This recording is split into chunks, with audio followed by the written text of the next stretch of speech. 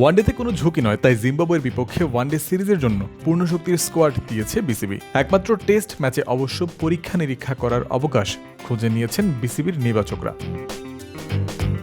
নাহিদ রানা, তাসকিন আহমেদ, শরীফুল ইসলামদের মতো পেস বিভাগের সাম্প্রতিক নিয়মিত সদস্যরা বিশ্রামেই থাকছেন টেস্টে। মেহেদী মিরাজের ক্ষেত্রেও একই বিষয় প্রযোজ্য হচ্ছে। লিটন দাসের ইনজুরি যদিও নির্বাচকদের বাধ্য করেছে বিকল্প খুঁজতে।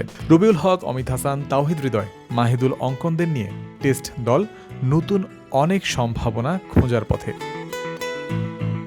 লিটন, মিরাজ, নাহিদ রানা, তাসকিন আহমেদ, শরীফুল ইসলাম বাংলাদেশের টেস্ট প্রেক্ষাপটে সবগুলোই বেশ গুরুত্বপূর্ণ নাম। রিসেন্ট টাইমে টাইগাররা যত টেস্ট খেলেছে সেখানে মিরাজ, লিটনদের স্ট্যান্ড আউট একাধিক পারফরম্যান্সও আছে। তাদের ছাড়া আবার কিছু ক্ষেত্রে একাদশের ভারসাম্যই মেলানো যাচ্ছে না। এই যেমন 7 নম্বরে সার্ভিস দিতে পারবে, ব্যাটিং বোলিং উভয় দিকেই সমান সক্ষম এমন একজন দলে এই মুহূর্তে কেউ নেই সেই অর্থে। তাইজুল ইসলাম বা নাইম হাসান জেনুইন বোলার, তবে তাদের ব্যাটিংকে জেনুইন ব্যাটারের সংজ্ঞায় সংজ্ঞায়িত করা যায় না।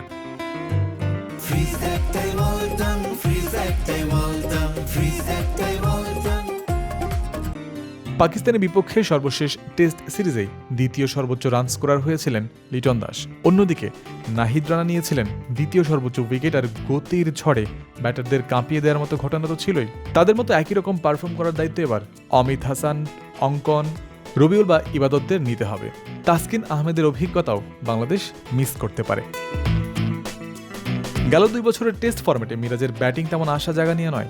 2025 ও 26 সালে 11 ইনিংস মিলিয়ে 50 ইনিংস তার একটাই রয়েছে। এই পরিসংখ্যান বুঝিয়ে দেয় ব্যাট হাতে কেমন সংগ্রাম করছেন মিরাজ। যদিও বল হাতে এখনও দলে গুরুত্ব ধরে রেখেছেন তিনি। গত বছর এপ্রিলে জিম্বাবুয়ের বিপক্ষে মিরাজই সর্বোচ্চ উইকেট শিকারী হয়েছিলেন। ঠিক তার পরের টেস্ট সিরিজে শ্রীলঙ্কায় নাইম হাসান হয়েছিলেন সর্বোচ্চ উইকেট শিকারী। বোলিংয়ের জায়গাটায় তাই মিরাজের বেশ ভালো বিকল্প বাংলাদেশের কাছে আছে। সতীর্থদের সঙ্গী করে এই টেস্ট জয় ছাড়া অন্য কিছু অবশ্য ভাবছেন না টাইগার ক্যাপ্টেন। না, এরকম কোনো কিছু না। ম্যাচটা জিততে চাই এবং ভালো ক্রিকেট খেলতে চাই, কারণ এই সিরিজের পরে আমাদের বেশ কিছু অ্যাওয়ে সিরিজ আছে। সো এই সিরিজটা আমরা কত ভালো ক্রিকেট খেলতে পারতেছে এটা ইম্পর্টেন্ট।